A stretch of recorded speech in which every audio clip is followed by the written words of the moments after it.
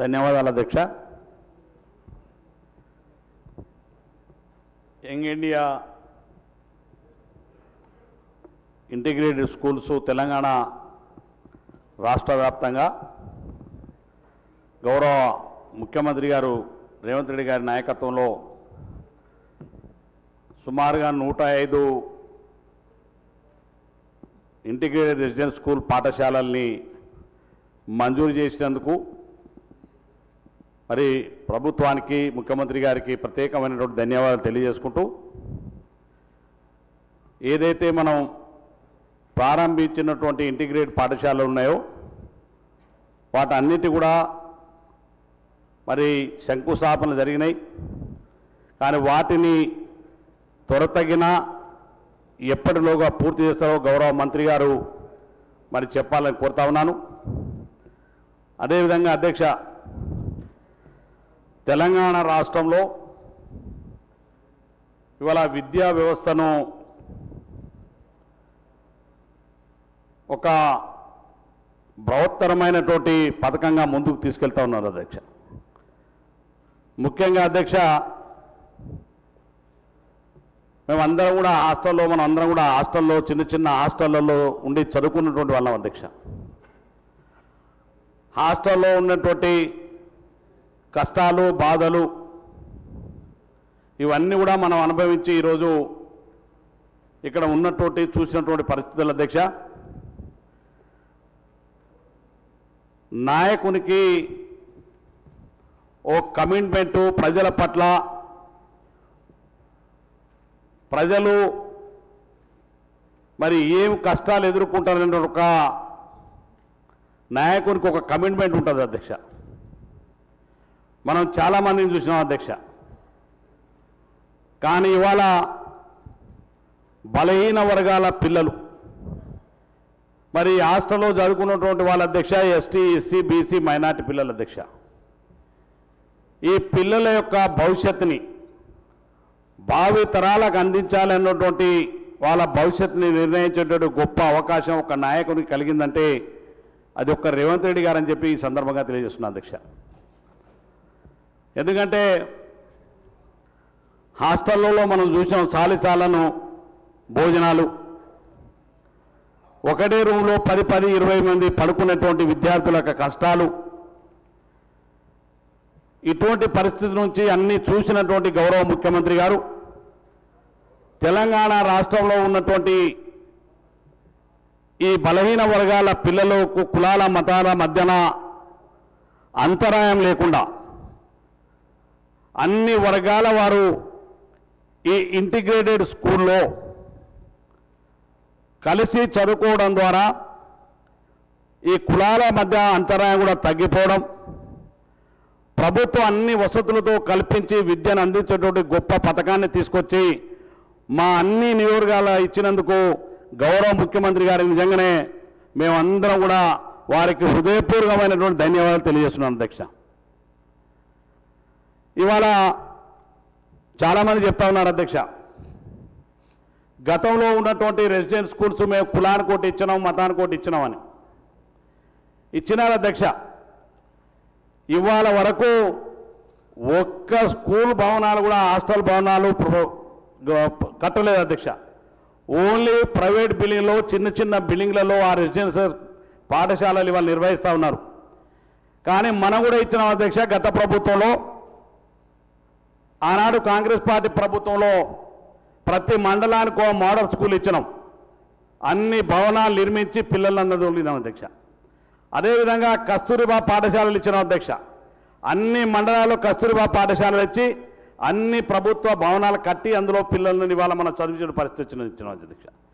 కానీ ఇవాళ గత ప్రభుత్వంలో మేము రెసిడెన్షియల్ పాఠశాలలు ఇచ్చినాం గొప్పగా చెప్పుకున్నటువంటి ప్రభుత్వం కనీసం చాలని వసతులు లేని చిన్న ఇళ్లలో ఆ పాఠశాలను పెట్టి ఆ విద్యార్థుల అవస్థలు, కష్టాలు చూస్తుంటే ఇప్పటికీ బాధ అనిపిస్తుంది అధ్యక్ష. గత ప్రభుత్వంలో నా దగ్గర కూడా రెసిడెన్షియల్ పాఠశాల నాకు 5 మండలాలు ఉండే అధ్యక్ష, ఉమ్మడి మండల అప్పుడు, ఇప్పుడు చాలా అయినా 8 అయినాయి అనుకోండి. ఆ 5 మండలాలకు 5 కస్తూర్బా గాంధీ పాఠశాలలు ఇచ్చి బిల్డింగ్ కట్టించడం, అన్ని వసతులు కల్పించి, అదేవిధంగా అన్ని మోడల్ స్కూల్స్ కట్టినాం. అదేవిధంగా ఇవాళ రెసిడెన్షియల్ స్కూల్ కూడా ఆ రోజు ఇస్తే దాన్ని కూడా పూర్తి స్థాయిలో నిర్మించి మన ప్రభుత్వం ఆ రోజు విద్యార్థులన్నిటి వసతులు కల్పించిన రెసిడెన్షియల్ స్కూల్ పాఠశాల కట్టించి విద్యార్థులందరూ వసతులు కల్పించిన ప్రభుత్వం మనది అధ్యక్ష. కానీ గత ప్రభుత్వంలో అధ్యక్ష హడావిడిన హాస్టళ్లు మంజూరు చేస్తున్నామని చెప్పి ఆ పాఠశాలలు మంజూరు చేసి విద్యార్థులకు కనీసం చదువుతో పాటు సరైనటువంటి భోజనం లేక అధ్యక్ష. వీళ్ళకి ఎప్పుడు రాలేదు అధ్యక్ష ఈ ఆలోచనలు. బలహీన వర్గాల పిల్లలు అంటే వాళ్ళు చాలా చిన్న చూపు అధ్యక్ష. ఎందుకంటే మా కష్టాలు వాళ్ళకి అర్థం కావు అధ్యక్ష. అందుకనే ఆనాడు కనీసం పిల్లలకు సంబంధించినటువంటి కాస్మోటిక్ ఛార్జెస్ కానీ మరి మిగతా కార్యక్రమాలు ఏదో అవసరం ఉన్నటువంటి పిల్లలకు అవన్నీ కూడా ఏమి పెంచకుండా 10 సంవత్సరాల్లో వాళ్ళ కష్టాలు చూడనటువంటి ప్రభుత్వం గత ప్రభుత్వం అధ్యక్ష. కానీ ఇవాళ మన ప్రభుత్వం వచ్చిన తర్వాత రేవంత్ రెడ్డి గారు గౌరవ ముఖ్యమంత్రి గారు మన పిల్లలకు సంబంధించినటువంటి కాస్మోటిక్ ఛార్జెస్ కానీ వాళ్ళకు కావాల్సిన అన్ని వసతులు కల్పించేటువంటి కార్యక్రమాన్ని ఈ ప్రభుత్వం చేపట్టింది అధ్యక్ష. అందుకనే ఇవాళ కష్టాలు తెలిసిన నాయకుడిగా మరి తెలంగాణ రాష్ట్రంలో రేవంత్ రెడ్డి గారు మరి ప్రజల విద్యార్థుల బలహీన వర్గాల హృదయాల్లో నిలిచిపోతారని చెప్పి ఈ సందర్భంగా తెలియజేస్తున్నాను అధ్యక్ష. అందుకే అధ్యక్ష ఇవాళ ఈ ఇంటిగ్రేట్ స్కూల్లో సుమారుగా 25 ఎకరాలు, ఒక్కొక్క స్కూల్లో 2500 మంది విద్యార్థులు. నేను ఆ ప్లాన్ చూస్తే అధ్యక్ష నిజంగా ఒక యూనివర్సిటీ లాగా ఉంటుంది అధ్యక్ష. ఒక్కొక్క స్కూల్స్ చూస్తే ఇటువంటి స్కూల్లో కూడా మమ్మల్ని చదివించేటువంటి ప్రభుత్వాలు వచ్చినాయా అని నేనే ఆశ్చర్యపోయినా అధ్యక్ష. ఎందుకంటే నేను ఆ హాస్టల్ల కష్టాల నుంచి చూసి ఇక్కడ వచ్చిన కాబట్టి ఆ బాధలు తెలిసిన వ్యక్తిగా అధ్యక్ష. నిజంగా అటువంటి ఆశ్చర్యకరమైనటువంటి బలహీన వర్గాల పిల్లలందరూ కూడా ఎదురు చూస్తున్నారు అధ్యక్ష. ఈ ఇంటిగ్రేట్ స్కూల్ని త్వరతగిన పూర్తి చేసి వాటిలో మరి మా పిల్లల యొక్క భవిష్యత్తుని తీర్చిదిద్దడానికి గౌరవ ముఖ్యమంత్రి గారు కట్టుకున్నటువంటి కంకణం దాన్ని త్వరతగిన పూర్తి చేయాలని గౌరవ మంత్రి గారి తమ ద్వారా కోరుతా ఉన్నాను అధ్యక్ష. మరి అదేవిధంగా అధ్యక్ష మాది ట్రైబల్ ఏరియా కాబట్టి గతంలో మా దగ్గర ఆనాడు కాంగ్రెస్ పార్టీ 78లో అనుకుంటా అధ్యక్ష, 78, 79లో ఆశ్రమ స్కూల్స్ ఇచ్చినారు అధ్యక్ష. మా దగ్గర ట్రైబల్ ఆశ్రమ స్కూల్స్ ఇచ్చినారు. ఆ ఆశ్రమ స్కూల్స్ మా ప్రాంతంలో ఎక్కువ ఉన్నాయి అధ్యక్ష. మిగతా తెలిసి నాకు రాష్ట్రంలో ఎక్కడెక్కడ ఉన్నాయో పెద్ద తెలియదు, కానీ నా నియోజకవర్గంలో ఎక్కువ ఉన్నాయి అధ్యక్ష.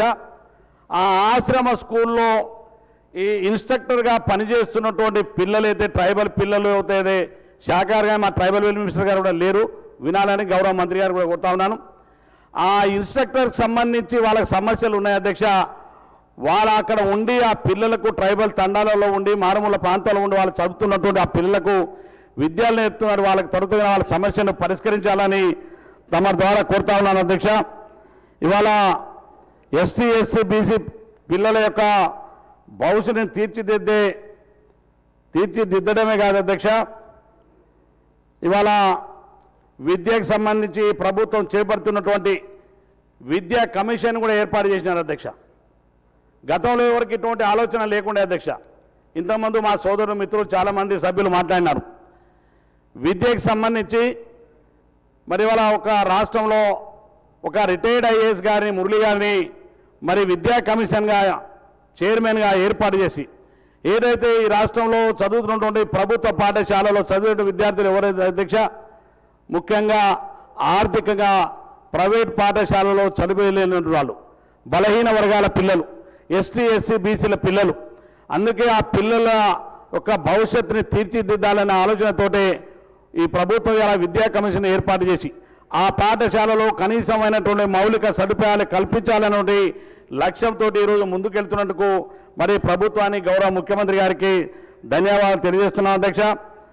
అదేవిధంగా అధ్యక్ష మరి గతంలో మన ప్రభుత్వం ఎన్నికల ముందు హామీ ఇచ్చిన విధంగా ఇవాళ ఇంటిగ్రేటెడ్ స్కూల్తో పాటుగా ప్రతి మండలానికి ఒకటి మరి తెలంగాణ పబ్లిక్ స్కూల్ పెట్టాలనే ఆలోచన ప్రభుత్వాన్ని కూడా ఇప్పటికే ప్రతిపాదనలు ఉన్నాయి అధ్యక్ష.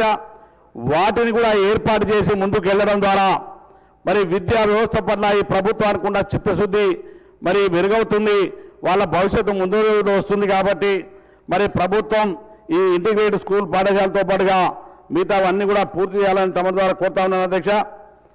మరి అదేవిధంగా ఇంతకుముందు చాలామంది సభ్యులు మాట్లాడే విధంగా చాలా పాఠశాలలో స్కావెంజర్స్ లేరు కదా అధ్యక్ష. వాస్తవంగా హెడ్ మాస్టర్ ఆ స్కూలు ఊడ్చుకునేది అధ్యక్ష. హెడ్ మాస్టర్ స్కూల్స్ ఊడ్చుకునేది. కానీ ఎవరు చేయనటువంటి పని మన గౌరవ ముఖ్యమంత్రి గారు వారి దృష్టికి మేమందరం కూడా తీసుకెళ్ళగిన శాసనసభ్యులు వెంటనే ప్రతి పాఠశాలకు 10,000 చొప్పున స్కావెంజర్స్కి హై స్కూల్ వాళ్ళ స్ట్రెంత్ను బట్టి ఆ హై స్కూళ్ళలో స్ట్రెంత్ను బట్టి స్కావెంజర్ని పెట్టుకొని వాళ్ళ బాత్రూమ్ కానీ రూమ్ ఉడవడం కానీ ఇన్నిటికీ ప్రభుత్వం మంజూరు చేసి ప్రతి నెల వాళ్ళకి బడ్జెట్ ఇస్తుంది. అందుకు ప్రభుత్వానికి వాళ్ళ ఉపాధ్యాయులు కాదు మనం అందరం కూడా ధన్యవాదాలు తెలియవలసిందిగా ఈ సందర్భంగా ప్రభుత్వం మరి మరొకసారి తెలియజేసుకుంటూ ఈ అవకాశం ఇచ్చిన నేను గౌరవ మంత్రి గారికి నా రిక్వెస్ట్ అధ్యక్ష. 1 నిమిషంలో ముగిశాను అధ్యక్ష. నాది వాస్తవంగా చాలా బ్యాక్వర్డ్ ఏరియా దామనగారు తెలుసు అధ్యక్ష. ఎందుకంటే ఆడపిల్లలను నమ్ముకునేటువంటి నియోజకవర్గం అధ్యక్ష. అది దేశంలో ఎవరు ఆడపిల్లలను నమ్ముకోవచ్చు కడుక్కోవచ్చనిచ్చి అటువంటి అధ్యక్ష అయిపోయింది అధ్యక్ష. మేము చెప్తున్నాను మా బాధ మళ్ళీ వినాలి కదా సార్. మళ్ళీ మీకు ఛాన్స్ కూడా దొరకాల. అందుకనే ఈ విద్యా వ్యవస్థకు సంబంధించి మంత్రి గారు నేను మాట్లాడినప్పుడే చెప్తున్నాను. అట్లా మిగతా ఎవరు చెప్తలేరు. ఈ విద్యా వ్యవస్థ సంబంధించి ఏదైనా పెద్ద విద్యా వ్యవస్థను ఏర్పాటు చేసినప్పుడు దేవరకొండ నియోజకవర్గంలో ఏదైనా యూనివర్సిటీ ఏదైనా విద్యా వ్యవస్థను ఏర్పాటు చేయాలని గౌరవ ముఖ్యమంత్రి గారిని మంత్రి గారిని తమ ద్వారా కోరుతూ ధన్యవాదాలు అధ్యక్ష.